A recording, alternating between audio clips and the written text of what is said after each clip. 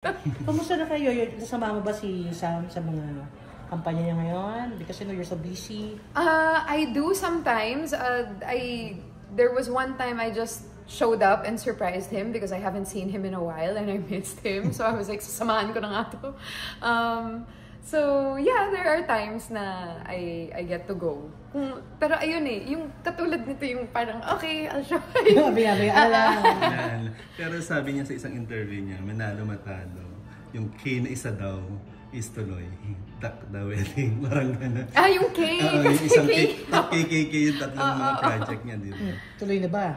Ready ka na ba? Well, he's gonna have to get down on a knee and ask me, but... Are you ready kung sakasakali?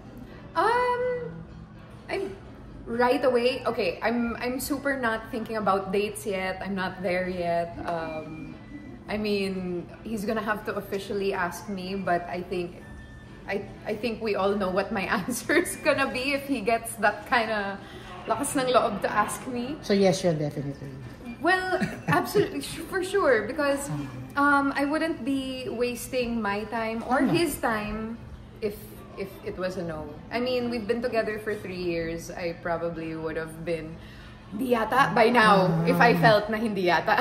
Tama naman din. Okay, maraming salamat. Thank you. Thank you. Picture lang muna na. Yeah. Okay lang.